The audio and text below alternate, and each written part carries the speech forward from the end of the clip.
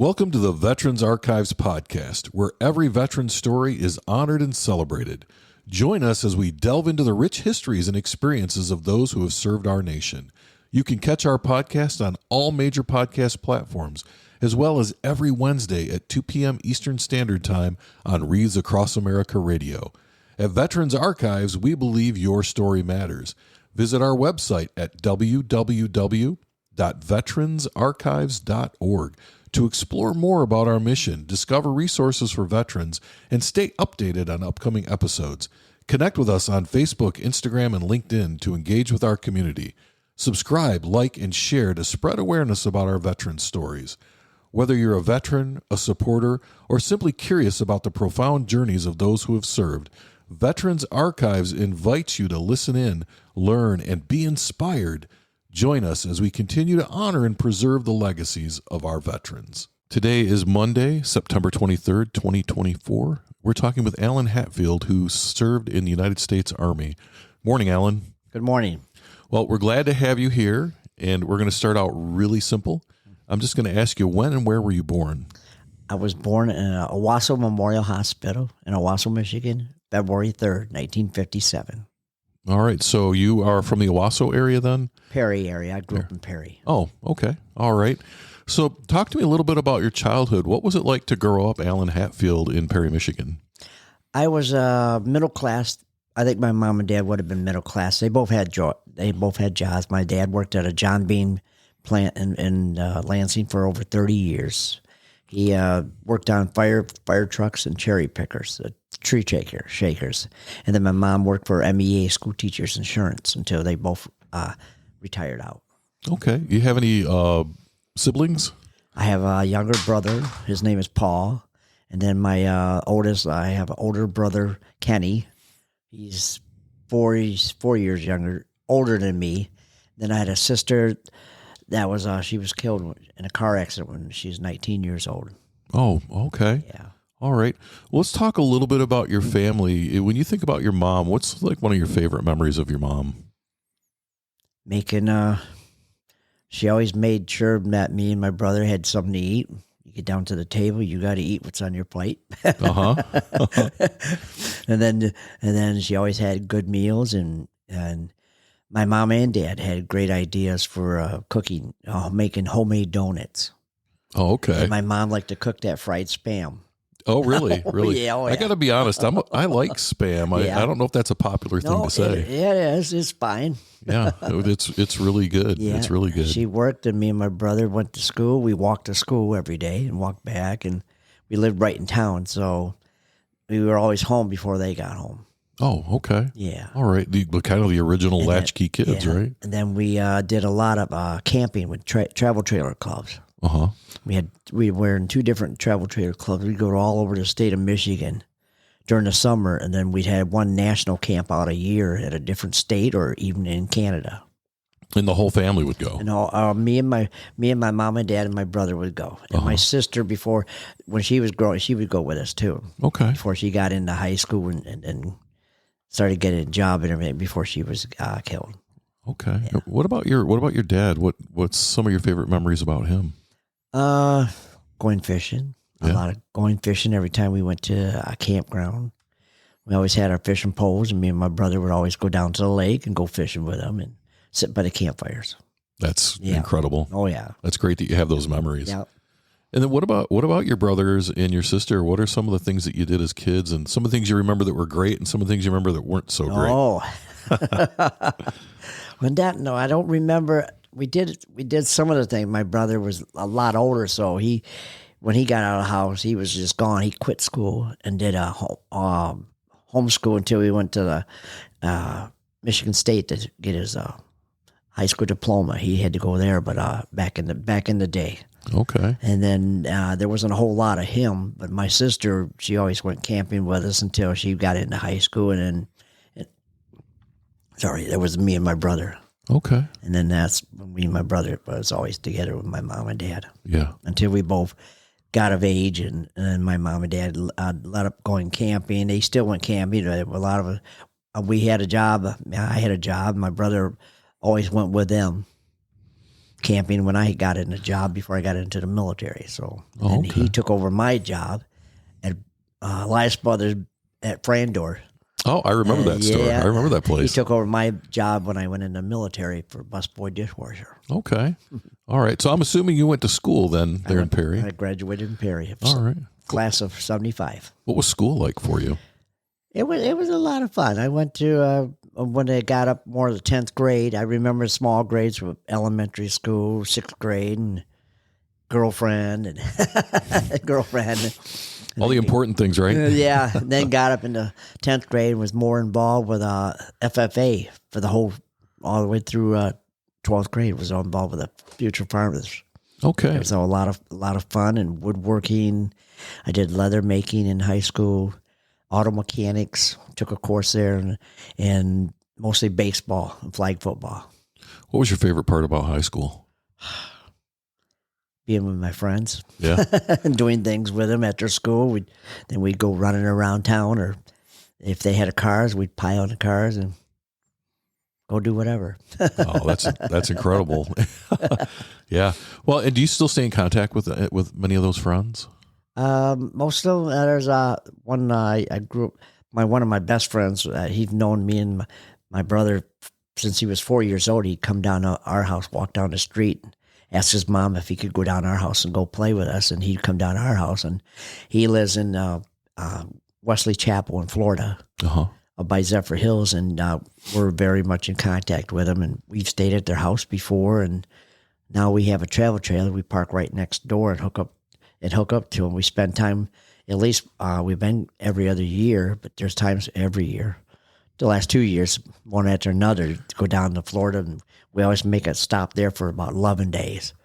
And then I got my son and girlfriend and 3 grandchildren in Pensacola on the other side of the state, so we go camping there in their front yard. Oh, okay. Yeah. Still camping then? Oh, yeah, we're still camping. Sounds like that's in your... Even out in our backyard, we camp. Yeah. Well, sometimes you got to do what you got to do. Oh, yeah. So you get through school, you graduate from high school, Yep. and then what happens? And then I went into the military after 6 months. I had 6 months delayed entry into high school. What made you decide to join the military? I think somebody had said something to me. Why don't I check into the services? Or we had I think somebody might have came to the school and told us about it. So when I went to Owasso, I seen a video footage of the weapon system I wanted to be on. I said, I want to be a crew member. And I was. Oh, 8.5 years. That's pretty awesome. Doesn't happen to everyone. On that MOS for 8.5 years. Okay. And why the Army? Was it just the video that you saw, or is there a reason? Well, the Navy don't swim. Okay. The Marines, I tried, but the math test I only went through general math at school, so yeah, that was all I passed. I said that was good enough to pass to get my credits for high school, and I went into the Army. Okay. So. All right. And so you were on delayed entry, so you had that 6 months to kind of goof around. From June to December to get rid of pass my job over to my brother and the car that my dad had bought me to get transportation, and he took over that when I left for the military. Okay. Did you find it difficult to stay out of trouble in those 6 months? Because I know that I got in a little bit of trouble in my delayed entry. We always liked to party and drink out of sight. Right. We used to play cards, or we used to get in our cars and run up and down the streets of Lansing. Yeah. One-way streets. Yeah. Playing chicken with the lights. You ever cruise down Washington Avenue? Was that still a thing in the in that more time? Saginaw and Oakland that I remember. Okay. But we knew where the streets were and where they went and everything. We could find our way around Lansing. Yeah. Yep. I think that was over on campus. We go over to campus, and of course, being guys, always looked at the girls, check out the girls. Right. Back then. Well, this is perfect time, right? Because they were just getting back to school. Yeah. Well, that's good. So, tell me a little bit. You went to, where'd you go to basic training at? Fort Knox, Kentucky. Okay. Tell me what that was like when you arrived you got off that bus into basic training. Let's take a quick break. Veterans Archives is a 501c3 nonprofit organization, and we rely on donations from our listeners. If you are enjoying these stories and would like to support our continued efforts, please go to www.veteransarchives.org and select the donate button. Thank you. They lined us up. We got it. We got in processing everything. I don't know if it was the same day or the next day. We had our beds and everything that I can remember, and then we got in line to start processing in and the shots and everything. And that one back then it was a gun type deal. Yeah, and it had like 18, 19 shots. They put it up to your arm. You didn't dare to move, otherwise it could rip your arm. But back then, yeah. Kids, the guys crying in the barber chairs with their hair. I know. I had shoulder length hair. I was going to ask you that. Me and my brother being church boys. We grew up in church. Uh-huh. My mom would go into my mom and dad Wednesday nights and Sunday morning and Sunday nights. And we had long hair down to our shoulders. So were you one of the guys crying in the chair? I got to ask. Yeah, I just. Oh, it brings tears to your eyes. You're crying like, oh man, it took so long to grow it like that and have it like that. But right. Yeah, and look cool. Yeah, me and my brother did a lot with my mom and dad in church before I went into the military. So we Perry Baptist Church, and then we went over to Owasso. About 73 is when my sister and my cousin was killed in that car accident. Okay, so you lost your sister and your cousin. And my cousin. My cousin was 21 years old, and my sister was 19. Can I ask what happened? They were out on babysitting job. I was home alone with my sister, finishing up driver's training. My mom and dad, my younger brother was went all the way out to Cherokee Indian Reservation on camping. Mm-hmm. And my sister and cousin pulled out from Grand River and M52 that goes to Langsburg. And they turned south toward Perry, and two drunks came over the hill at 125 miles an hour and hit them from behind. Didn't even know what hit them. It threw my cousin, 21. She had graduated from Michigan State University, special education. Mm-hmm. And then my sister, she was working with my mom at MEA, School Teachers Insurance. Well, my cousin was dead on arrival in Owasso, and my sister was taken to McLaren Hospital in Flint and was on a life support machine until they could get a hold of my mom and dad, which they had all points bulletin up and down the eastern seaboard for my mom and dad. And they left a note at the campground. And I had another friend, which was a girl that we went camping with her mom and dad, and she stayed with me. And my mom got the note and called home. And I couldn't hold it. I had to tell her. Yeah. I said, you need to get home. And luckily, she made arrangements. Her brother, my mom's brother, was at the airport to pick her up to take her to the hospital. Okay. And then it was 1 or 2 days later, then decided to take. She was brain dead completely, so take the machine off, and then she passed away. Do you ever like think about what might have been? I mean, your cousin was going to be a special ed teacher. I'm sure your sister. Your sister had plans too. Oh yeah, my sister would have had plans to raise a family and do things. She was still doing things with her friends from high school, and so she didn't go to college, but she was friends with her high school. And in high school, some of the girls worked with her. Yeah. So she was always in contact with her friends or girlfriends from high school days. Yeah. Graduation. But I said she would have loved my kids and my grandkids. I know she would have. Oh, yeah. Yeah, she would have. So she would have loved all them things. But her birthday was on 9/11 when she was born. Okay. Yeah. All right. My wife's mother was born, I believe, 9/11 as well. Mm-hmm. And so it's always... It's always a remembering day. And I look at her picture every day and say something to her. I look at my mom and dad's picture. They've been gone since 2008 and 2009. Okay. So... Did you find that that being involved in church helped with that?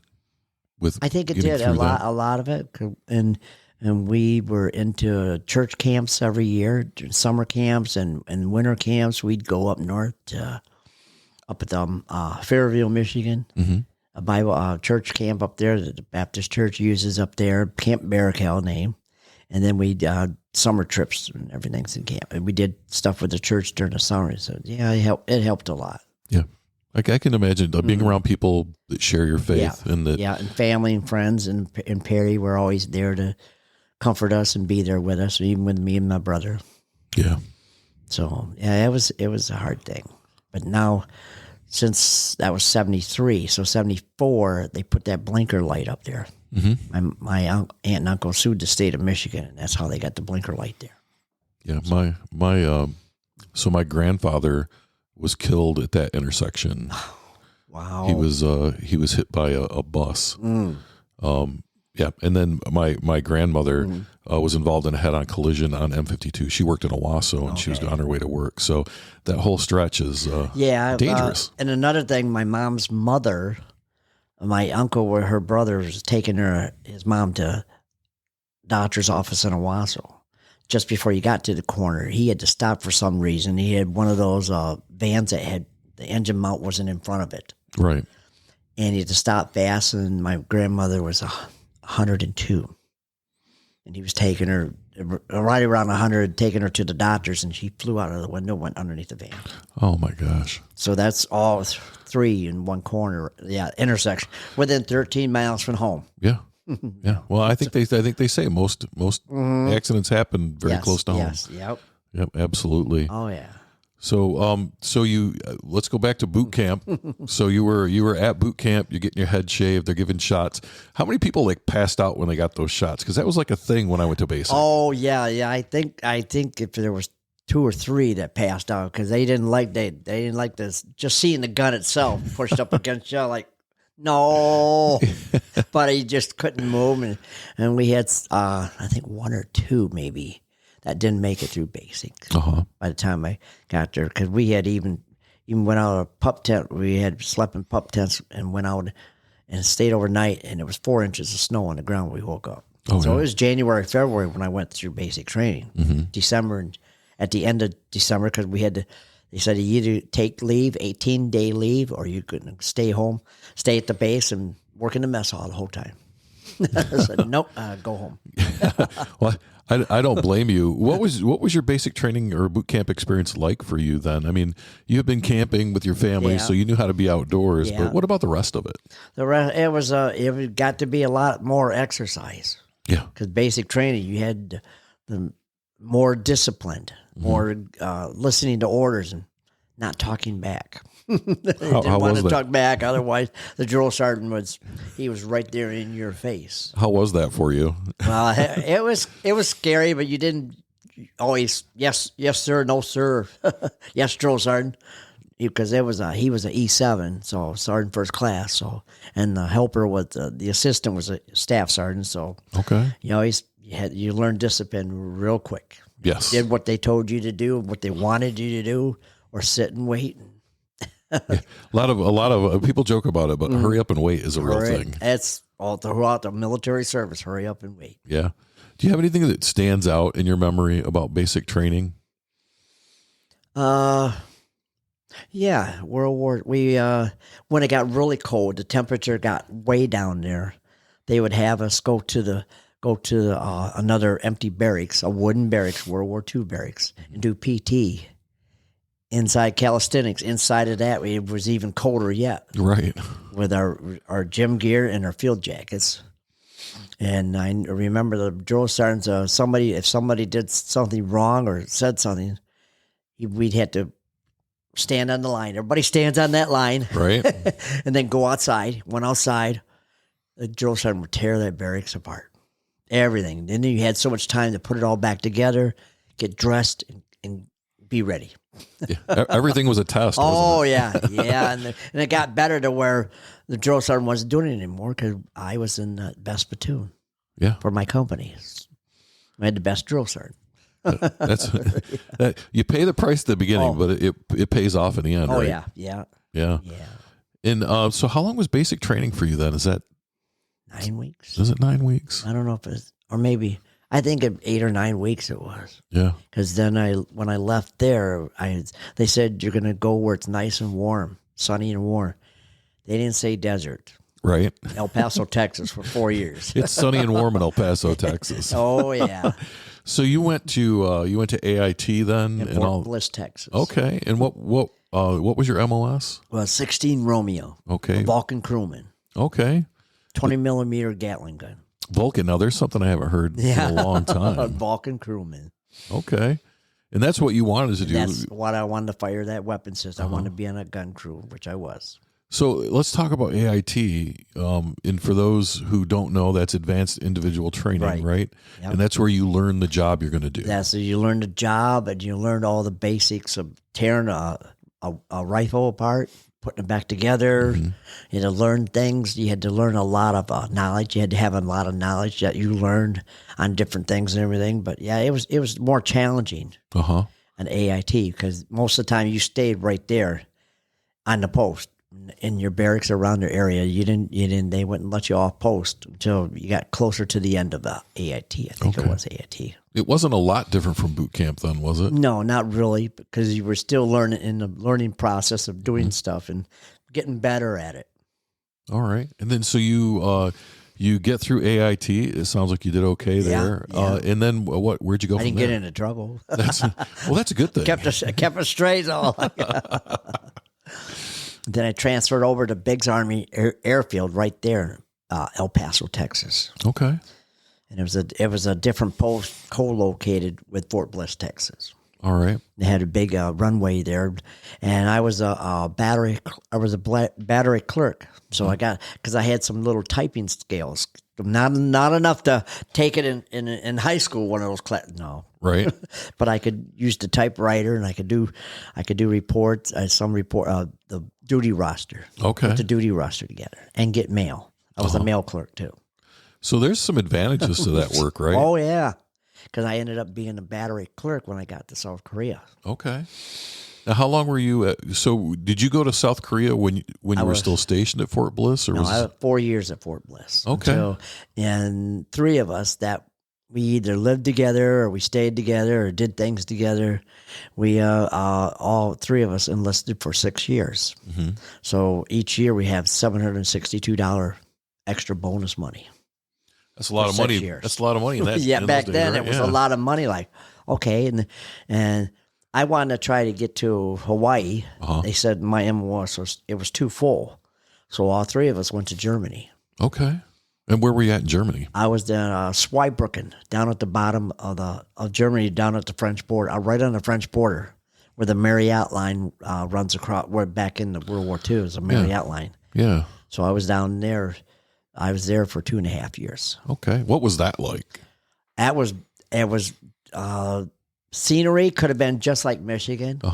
The weather was like Michigan. They still had their seasons like Michigan. Snow and ice in the wintertime and hot and dry in the summer and rain.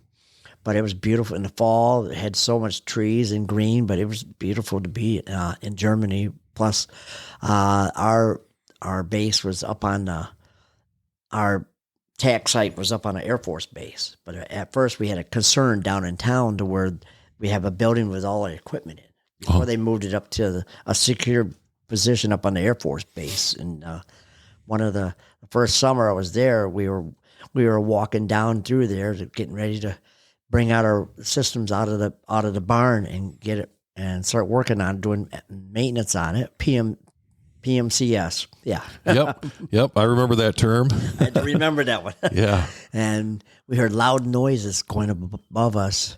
And it was a Tu-95 Russian Bear bomber being escorted across international airspace. Wow. Right above our heads were 2 F-5 Freedom Fighters on the wingtip and an F-4 Phantom following it. Mm-hmm. Making sure no shenanigans happened. I said that was something interesting. Like, probably never see that one again. That was our first time. Because being in Germany, that's when the wall and the fence was up. And you could still see East Germans in West Germany go down the Autobahn. And if they were parked along the side of the road, they were taking pictures of a military installation off in the distance. Oh. Wow. Yeah. That's pretty incredible. Yeah, and that was the next following year, it was Carter and Reagan. Yeah. when the American hostages got released after 444 days, Right. because they had to come back to Germany before they went to the United States, flew to the United States. And that was another thing that happened while I was in Germany. Okay. Did you get to see them land or anything? Or Only on television. Oh, because they okay. were up in Frankfurt. We were 200 miles south. Right. And we did enough. Our defensive positions were out at the end of the runway. So, and we would take our weapon systems, which was a towed Balkan. Mm-hmm. It would hold 500 rounds of live ammunition or training rounds. It was towed by a M561 Gamma Gold articulated vehicle. Okay. Back in the day. And that's like one of those buses that Yep. is split in half. Yep. But yeah. Okay. And that thing could swim in water. Uh-huh. Possible, because they did that kind of training in El Paso. I've seen it at a lake in El Paso, Texas. Like, okay, I really didn't want to be in one because the water's right there by the edge. Yeah. But you got pumps running to keep it running, and the wheels keep it moving. So it's a vehicle that can swim. But that was our home. Okay. That's where we rode in the back of that because it had a driver, and the squad leader always had the front seat, and the rest of the crew sat in the back seat towing the gun system. Okay. And that's where we either slept there or you slept out on the ground, covered up.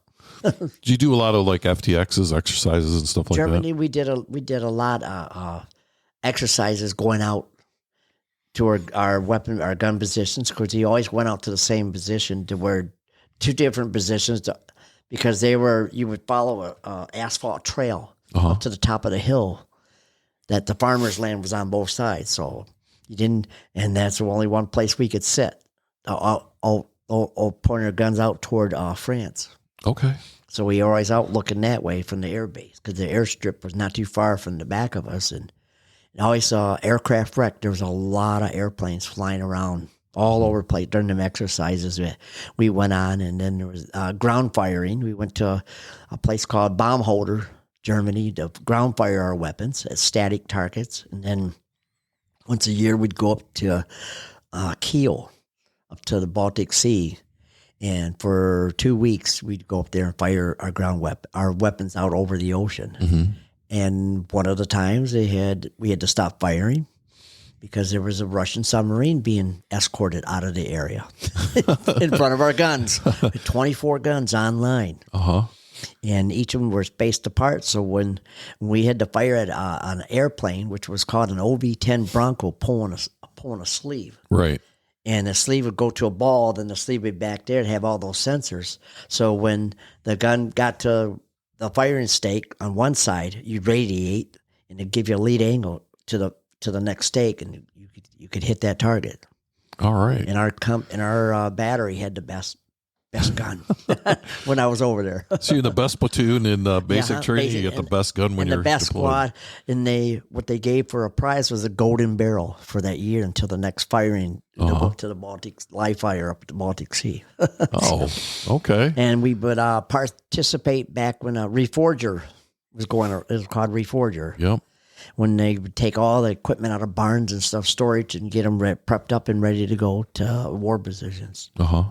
I took a trip down to the Fulda Gap, down on the Czech border, where that would have been the main avenue that Russia was come over into West Germany, where the big tanks and everything. Yeah. And then I took a trip to the battlefield of Verdun. That was a World War I cemetery. They had over 250,000 Americans buried there. Wow, that's a big number. Yeah. Quite an experience to be there. Yeah, kind of solemn. Oh yeah. It was real quiet and peaceful. You could look into the windows of the big memorial and see a skeleton stacked up on top of skeletons.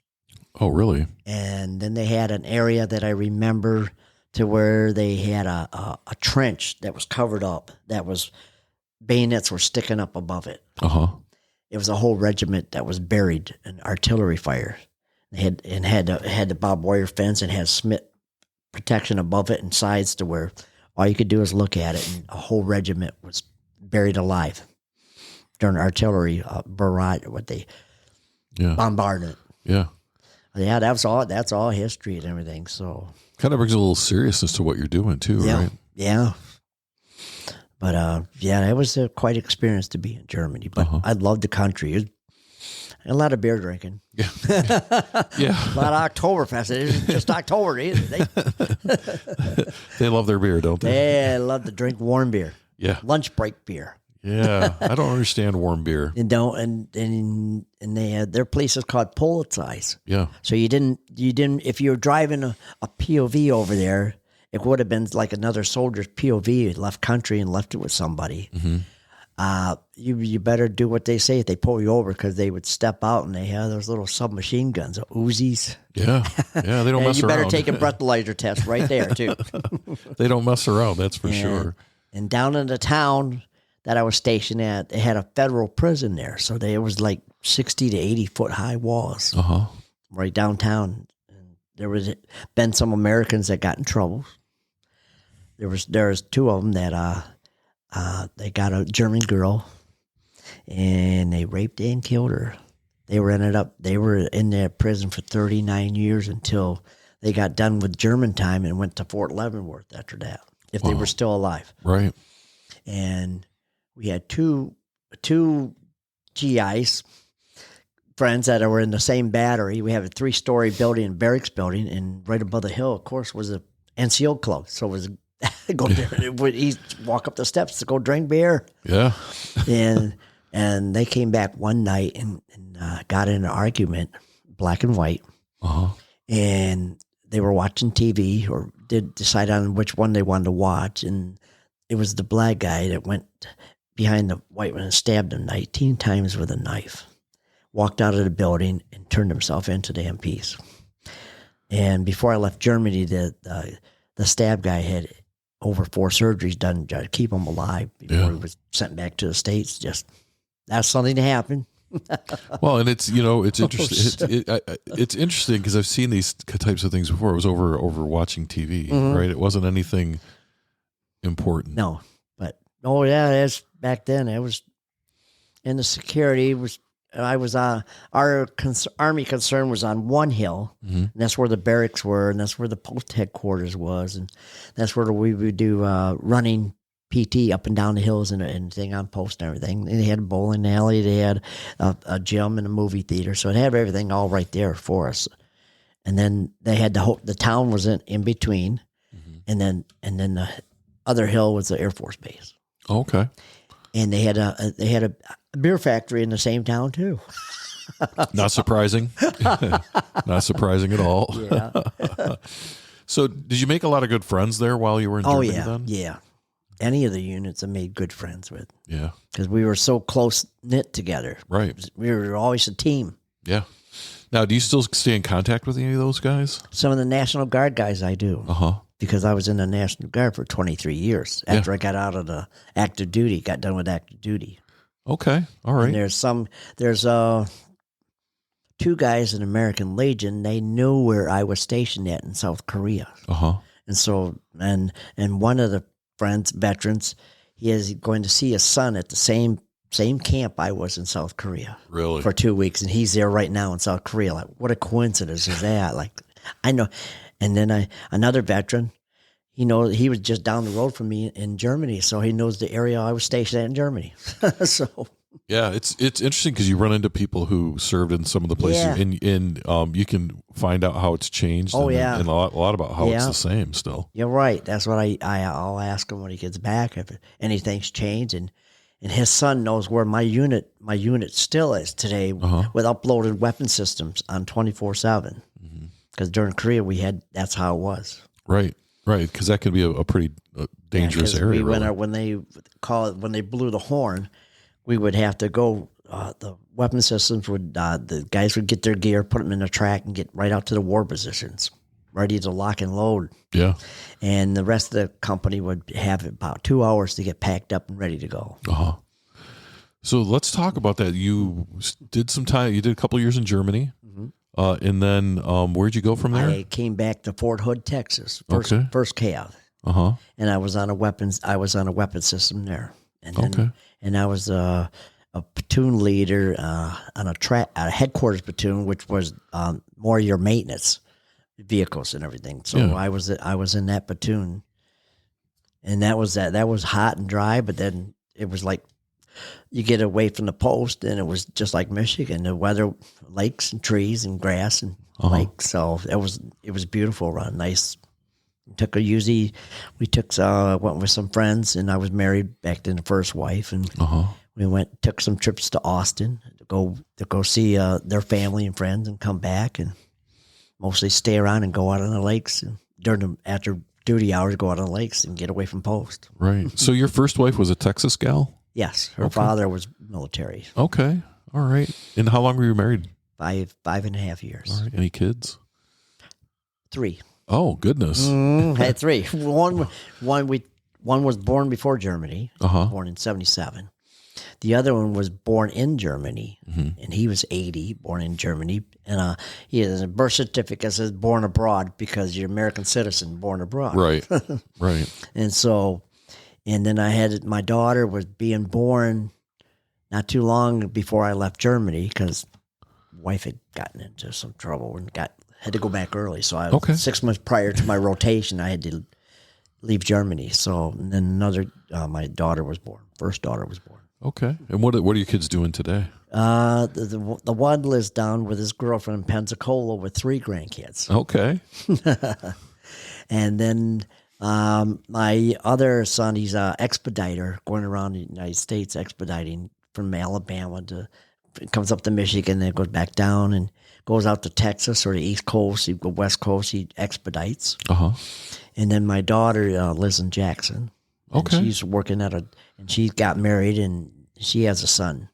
Oh. That they work together, BP stations or subway stations. Yeah. Well, that's nice that they're kind of out and doing their thing. then we had one together. So because she had one from another guy. Okay. I had my 3. So that was a ready-made family already until we had the one together. With your current wife. Yeah, with my current wife. Okay. So, yeah. All right. So you're back in Texas. Yep. Your daughter's born. Yep. How do you end up in Korea? That was my last tour. Okay. My last tour to be stationed. I was divorced with 3 kids. Okay. And my first wife's mom and dad raised my children while I was gone to South Korea. So right, because that's unaccompanied regardless, yes. right? Oh, yeah. Unless you're married to a Korean. Right. Not going to do that, right? Sometimes that's when I got Korea, that seemed like a lot of them wanted to get married to a GI so they could have a free trip back to the United States. Right. But yeah, that's about what it was back then. But we were a pretty tight-knit group in South Korea, too. Okay. How long were you in Korea then? 14 months. Okay. And what was that experience like for you? I guess you're making friends again, right? Yeah, it was monsoon. You'd have to deal with the monsoons when it would rain, it pours. Right. And it was hot and dry. There was snow in Korea. Winter times there would be snow. There could be snow on the ground, but not a whole lot. But we went out in the field. There was snow on the ground when we woke up, or even in camp there was. Okay.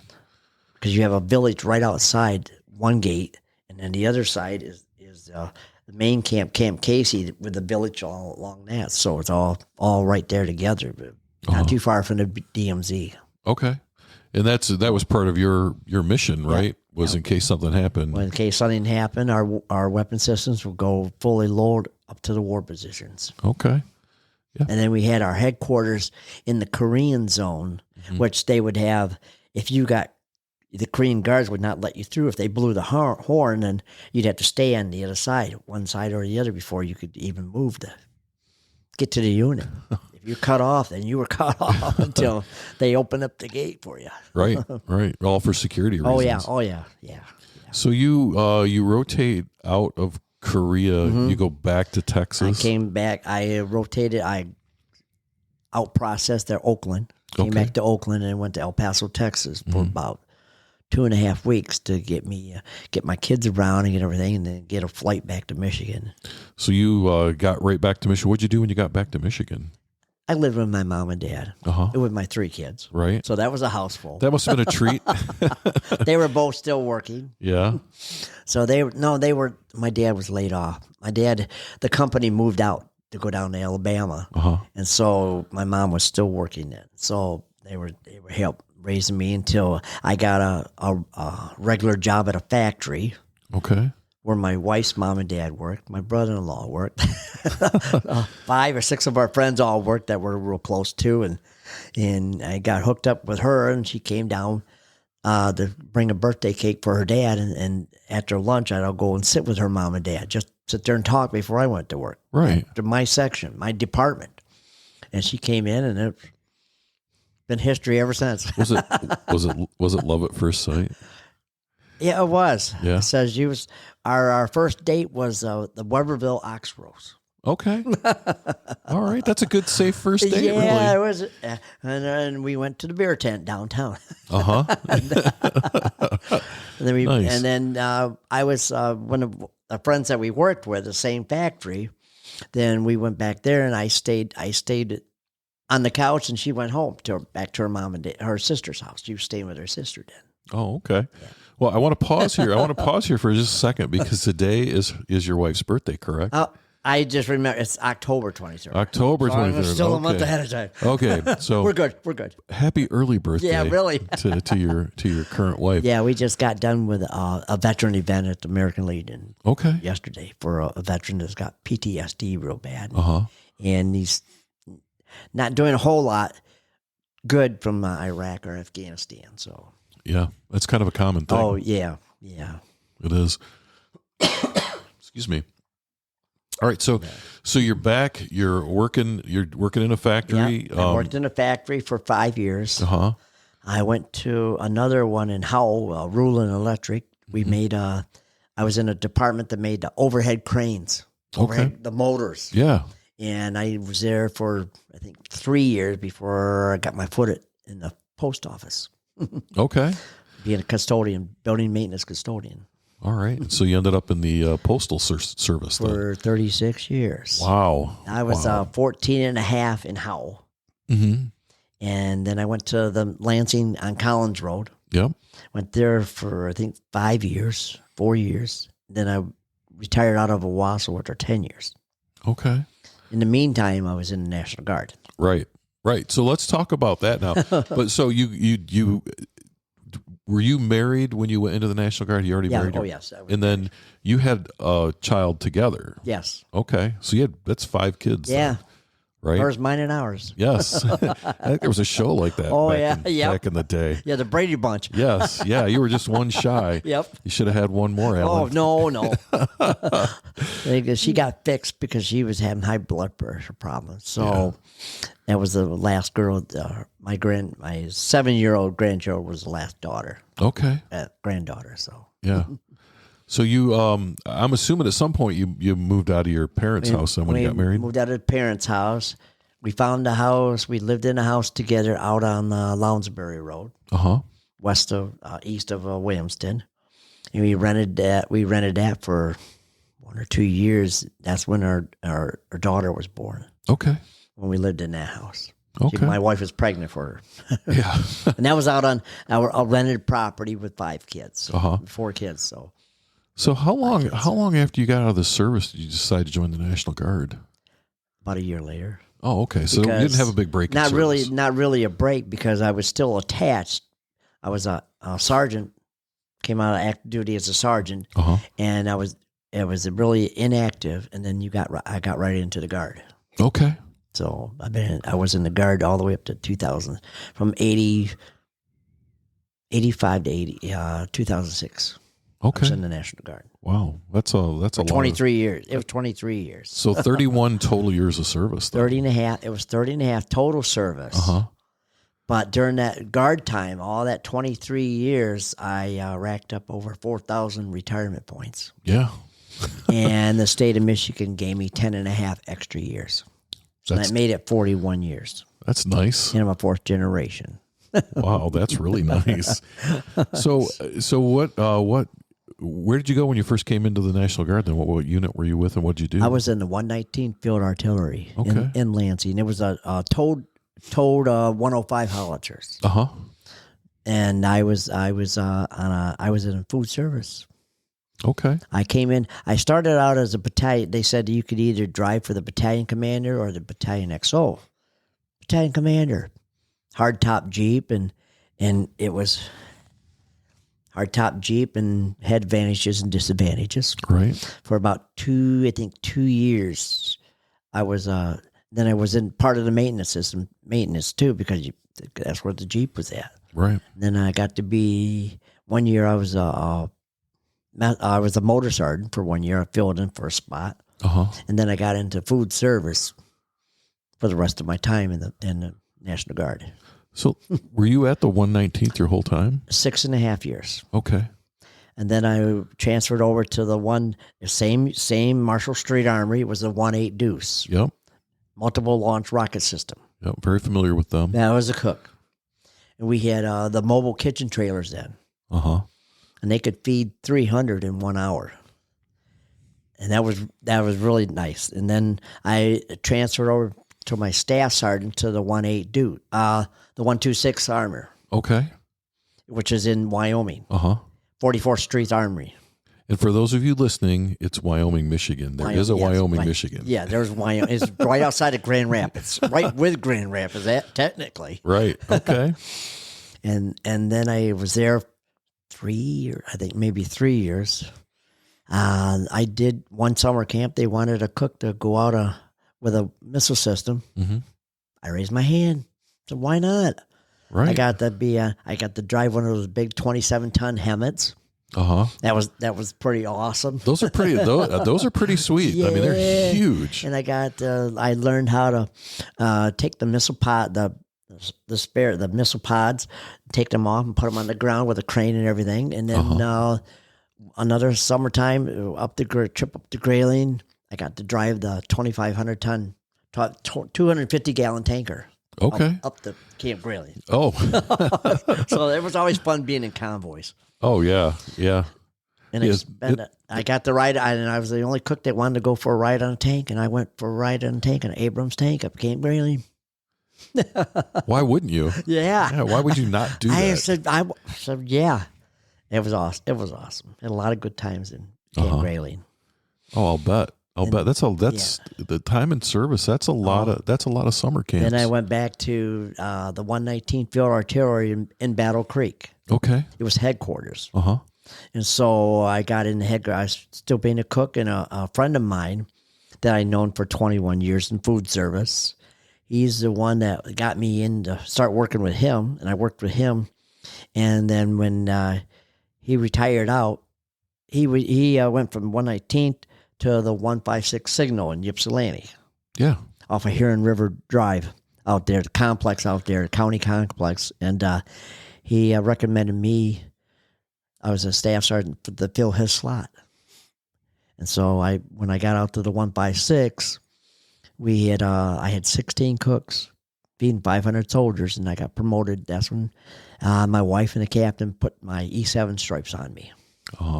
That's a great feeling. And another time when I was in the 119th, we transferred over to the 109 howitzers, the big guns. Right.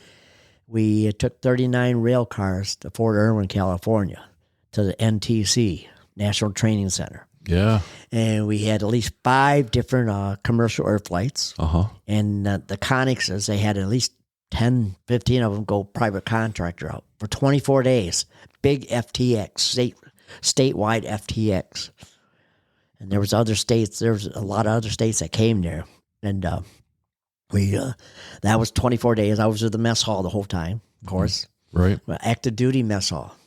They were feeding 1,800 a meal. Yeah, what was that like? So there is a difference between what you're doing in the guard and what you're doing on active duty. Right. So what was that? What was that experience like for you? That was quite embarrassing to get to a mess hall that's doing that much food per meal. Yeah. And so you got active duty. You might have 2 active duty units or 3 using that one mess hall. Right. Because they had 2 big mess halls on post. And the National Guard had to fill in. They filled in to do a lot of easy stuff, and they did all the cooking. But it was a lot of food service. And we went out to the field for 11 days. We packed up and went out, and you had Army on one side, active Army on one side, National Guard on either side. So 5 kitchen trailers each, mobile kitchen trailers to feed everybody. And we were where we were up. We were up on a plateau where the Op 4 was. But in the meantime, before that, before we even got out there, they had to dynamite some of the hills so the guns could get around the hill without hitting the barrels on the ground. Yeah. To get down into the valley to play. And so they had back then Op 4 was Huey Cobras, the long sleek Huey Cobras with the 20 millimeter Gatling guns on them. Now, so for the civilians listening in, Op 4 is opposing forces, right? Opposing forces. And so those are the pretend enemy that you're out there. Yes, the pretend enemy that we're doing our equipment, because we wore equipment to do the laser tag, like a laser tag. Right. What's that called? Miles gear. Yes. Yep. The Miles gear. You had your helmet, you had your back, your rucksack, you had everything, sensors on it to where if one of the other the enemy was pointing a gun at you and did a laser tag on his, you would get a beeping and you were dead. Right. Someone had to come over with a key and lock it. After the exercise was over, enough for then get you back alive to get back in the scenario. Yeah. But the 2 Op 4 helicopters took off the first day of battle. My unit, an M60 machine gun, and a 50 cal laser tagged both helicopters. They had to come back and sit for the rest of they couldn't play the exercise for that whole day. They must have been really not happy about that. They were not happy. They wouldn't even come to the mess hall. Yeah. Wow. But met a lot of friends, a lot of experience out there. The first time a guard unit ever got that far away from home. Mm-hmm. But it was hot and dry most of the time. We had one day of rain, but otherwise you could see it off in the distance. And if it came for you, most of the time it went past you. Yeah. But it was a good experience being with other cooks, interacting with active duty cooks. It's great training out there. Oh yes, real great training. Yeah. Yep. I know people sometimes will complain because it's hot and it's the desert. Yeah, but you can't get better training than NTC. Yeah, because when I was at Fort Hood, Texas, I went out there for 30 days.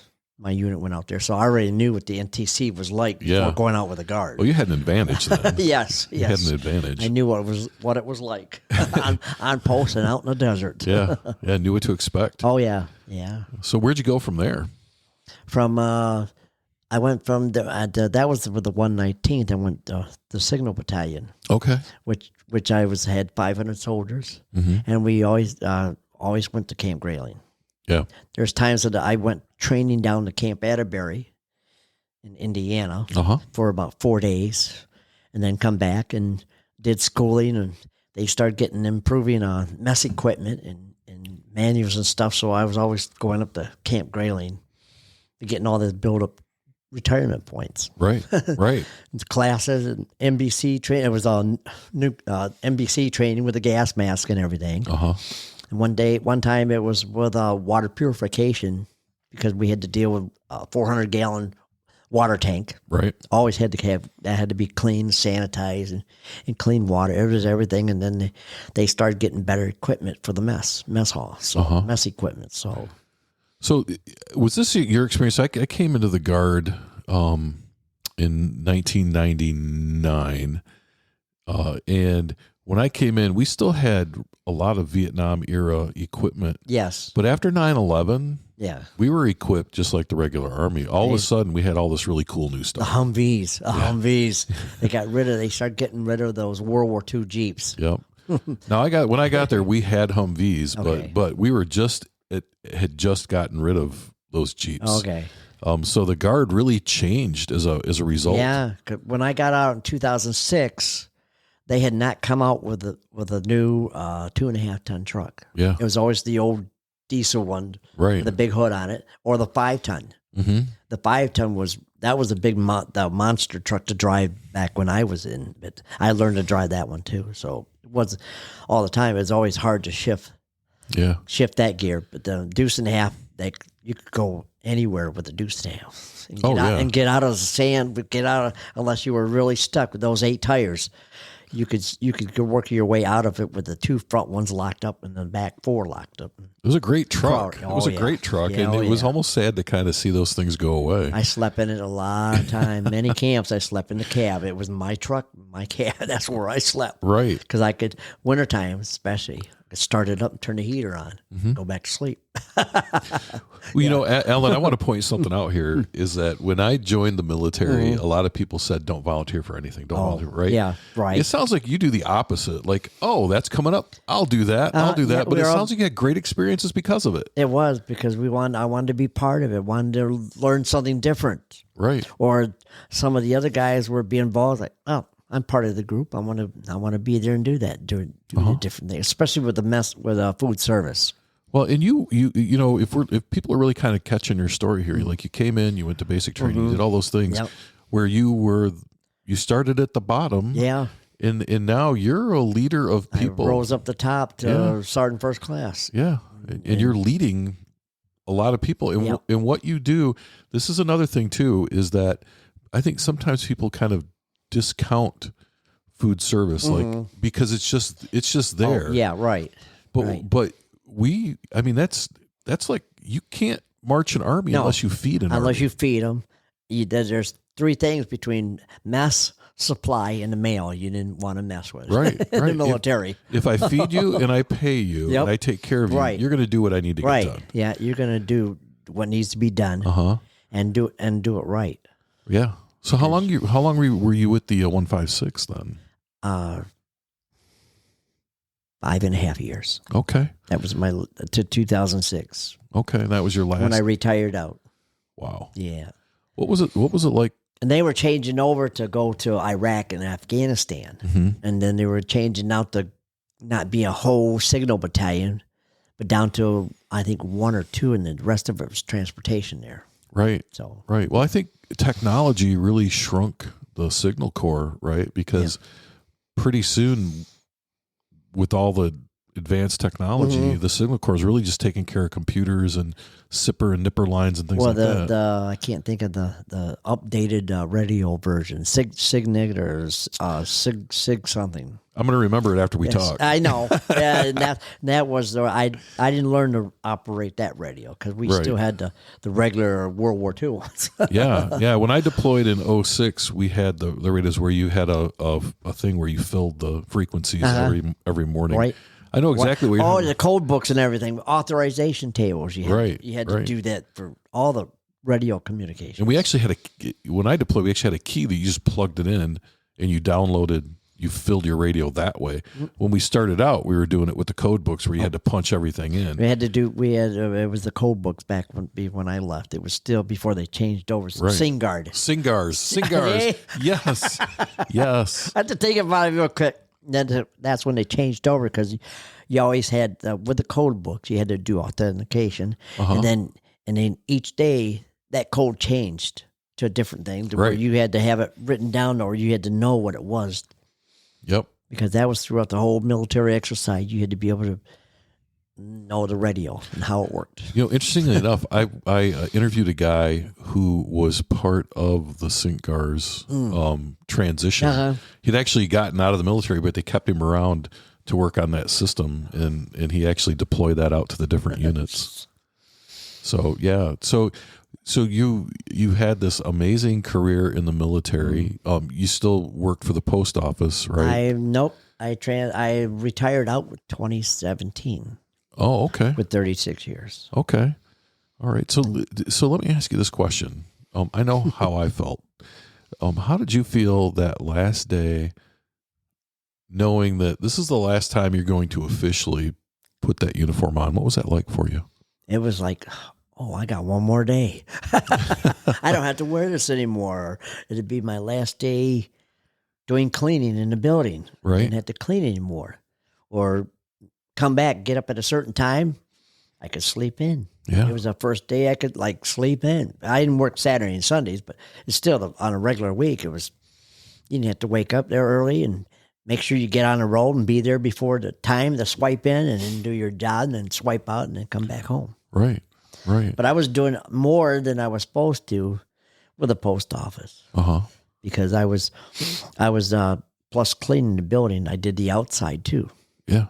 I did, and then I used to check the vehicles once a week. Mm-hmm. That was something extra that Lansing would have had to come out. I did it. Right. And they miss all that. Yeah. I kept the sidewalk clean, kept it brushed off, keep the leaves, keep the parking lot looking good, restriped. I did all that myself. Well, it feels like anywhere you've gone, you've taken a lot of pride in what Yeah. you do, right? I have. Yeah. And I did it good to have a good relationship from the one job to the next job. Yeah. Well, and I want to go back because I want to know how you felt when you retired from the military. Then, knowing that you were not going to put that uniform on again. That last drill weekend or right. The last when I had a retirement party, they had a cake and everything, and then to clean out all my stuff, the stuff that I had, and I didn't have to go back there anymore. Yeah. But I still keep contact with National Guard friends. Yes. They're still, even from the 119 when I first to the last unit, I still keep good friends with the National Guard. So you leave the National Guard in 2006. You retire from the post office in 2017. I get the feeling you didn't just sit around. So what have you been doing since those two retirements? Since I got out of there, I've gotten involved with American Legion. I've been American Legion in Howe for, I think, over 26 years, right around there. Okay. And I've been a member there, and I've been involved with activities. I'm quite a bit in Livingston County with that. And then the Fowlerville VFW got involved with them. But before all that, we were involved with a county 4-H in Livingston County. Okay. And so we had kids that we raised pigs, chickens, and ducks. Even though we had only less than 1 acre, that's what we did. And we got our kids through 4-H. Meantime, me and my wife with another friend was cooks in the kitchen for 3 meals. 3 meals a day. You just can't get away from that, can you? No, not food service. No. And then when we weren't involved with 4-H, it was church banquets and dinners. Yeah. At the church. Yep. So still very involved with your church then too, right? Yeah, a lot less now. Yeah. But we were very much, for 27 years, we were involved with our church out in Williamston area. And we were cooks in the kitchen with every meal. Or breakfasts that came up and everything. We were all part of it. So they always liked me being in it because being a certified cook. Well, not only that, I mean, it's one thing to be certified cook. It's another thing to have cooked for 500 people. Oh, yeah. Right? So that's an experience that really helped. Oh, yeah. A big, large amount of even with a 4-H, it was always some big pots, especially potatoes, homemade potatoes. And everything. Right. We did that, but then we kind of slacked off after 4 years, got done with that. Like it's time to, of course, cement floors and everything. And after working in post office on cement floors, it was my feet just got getting worse and everything. And now it's just too much. And then now we're down to garage sailing. Her brother runs a 7-day sale during the whole week of Fowlerville Fair. And then we have an October sale for 4 days. Okay. And then we have 1 or 2 individual 1-day sales and a lot of veterans events coming up, being Livingston County's Veteran of the Year. I'm in parades. Or they want to invite me to come there. I want to be seen. Yeah. Well, so you got to do this, right? Look at the camera and give them your parade wave. Do you do the parade wave? Oh, yeah. There you go. Excellent. I got pictures on my phone too. I'll bet you do. Yeah, we were in a Brighton 4th of July parade and then we were with the Fowlerville parades, and we're still doing parades and picnic parades, and we were with a DAV 125 out of Howell, which it went downhill. Yeah. American Legion or Connect 5 Veterans. We were helping out events there too, especially at the 4th of July in Fowlerville. We'd be at the park selling, promoting these challenge coins. Yeah. And then we would go work a gate, the West Gate on the Fowlerville for the 4th of July fireworks to take in donations. Yeah. So then we finally got done with that. So, so you're a very busy person. Yeah. And something that I sense about you is that, is the service that you've done your entire life, really. Even now, you're out of the military. I know we met at Vet Fest this year, which that's one of my favorite events. Oh, yeah. I always meet great people there. And so I got to ask, though, how I mean, I kind of get how, but how did you become Livingston County's Veteran of the Year? What was that all about? Did someone nominate you, or how did that work? A member from the VFW Post in Fowlerville nominated me for it because in the meantime, there's 14 groups that belong to the Livingston County Veterans Council. And so they're the ones who nominate the Veteran of the Year or Auxiliary Member of the Year through them. And then you just get out and talk to people. I'm running for this position. If it could have your vote, I have your vote. But otherwise, the commander can have 2 or 3 or up to 5 votes for the Veteran of the Year or Auxiliary Member of the Year. But right. I've been more involved with county events with veterans around the county, between the challenge coin, 4 or 5 challenge coins, at least 5 different Gleaners food banks at 5 different sites in different things with the veterans and in the veterans group, and even telling veterans go file a claim if they haven't filed a claim, or if they got VA benefit. I always ask that. Right. And make sure you have benefits, or go get them, because you're a veteran. You've earned them. Yes. I think many veterans don't get what they need because they think, oh, someone else needs it. You have earned those benefits. Yes. And if you don't use them, if you do use them, you're not taking away from somebody else. No. Those benefits are there for all veterans. All veterans. You've been in the service. You raised your hand. You signed that blank check. Yeah. You've earned it. Yep. Absolutely. Or even the other thing, if they have a better insurance, then the VA is not going to help them. Right. But otherwise you've got benefits. Even if Vietnam, 2.5 years, you're a veteran. You got benefits. Right. You get in there and you get up there and get your benefits. Get a claim filed. Or if it's been 3 years, you haven't heard nothing. Well, file another claim. The VA has gotten better with it, and we have a real good Livingston County Veterans Service Organization office now. That's the other thing that I was going to say is that you don't have to do this by yourself. No, there are fantastic VSOs out there. Yes, there are service organizations, the American Legion, right. The VFW, even the DAV. Yes, we could list all kinds of letters. Yes, and Michigan has a lot of veterans that they do pretty good with it. Yeah. Up north, it's way up north, but then some come down, especially to the Vet Fest, because it's so big. Yeah, it's huge. So huge. And I would say too, not that we're doing commercials for anybody, but next year, if you're able to go to Vet Fest, that's a great place. There's so many opportunities to meet with people that can help you.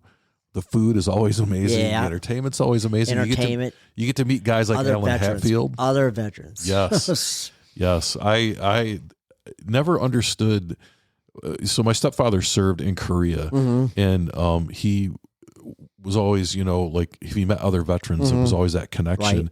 I didn't get it until I was a veteran myself. And there's something comforting about talking with other veterans. Right. Yeah.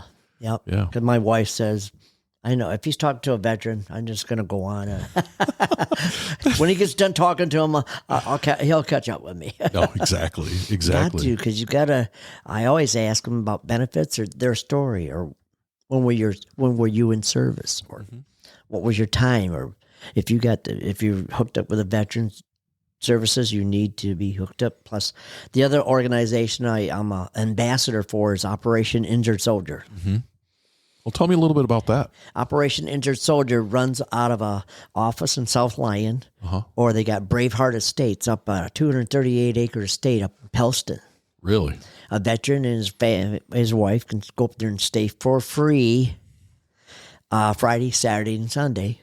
And they have a home-cooked breakfast and they have a home-cooked dinner with a couple that manages the estate up there. And they do fishing events, snowmobiling events, hunting events, all times. You can get on go to Operation Injured Soldier and send a copy of your DD-214, either a combat veteran or over 30% disabled to the VA, you're eligible. And they can send you, you can get on their website. They'll offer baseball tickets, football tickets, NASCAR race. Yeah. I promote them quite a bit, and plus, they were the ones that gave me electric battery operated like a wheelchair. Okay. So Operation Injured Veteran, Injured Soldiers. Operation Injured Soldiers. So check out their website Yes. as well. Well, you have led an amazing life. It's been great talking with you, Alan. As we wrap up the conversation, there is one question that I ask everyone that I interview, and that is this. 100 years from now, when someone's listening to this this audio recording, what do you want them to take away from how you've lived your life? Busy, active, very much involved with community events with veterans, especially veterans and family members, and just being out there, being seen, being out there and doing something. We're not just sitting around. Get out there and get involved, because a veteran is always serving a veteran. Is still serving, always serving a veteran. So, all right. Well, thank you for joining us today. I appreciate it. Thank you for listening to the Veterans Archives podcast, where every veteran story is honored and celebrated. Join us as we explore the rich histories and experiences of those who have served our nation. You can catch our podcasts on all major podcast platforms, as well as every Wednesday at 2 p.m. Eastern Standard Time on Wreaths Across America Radio. At Veterans Archives, we believe your story matters. Visit our website at www.veteransarchives.org to discover more about our mission, access resources for veterans, and stay updated on upcoming episodes. Connect with us on Facebook, Instagram, and LinkedIn to engage with our community. Subscribe, like, and share to spread awareness about our veterans' stories. Whether you're a veteran, a supporter, or simply curious about the profound journeys of those who have served, Veterans Archives invites you to listen in, learn, and be inspired. Join us as we continue to honor and preserve the legacies of our veterans. Remember, your story matters. Visit us online today at www.veteransarchives.org and connect with us on social media and stay informed and engaged. And as always, thank you for your support.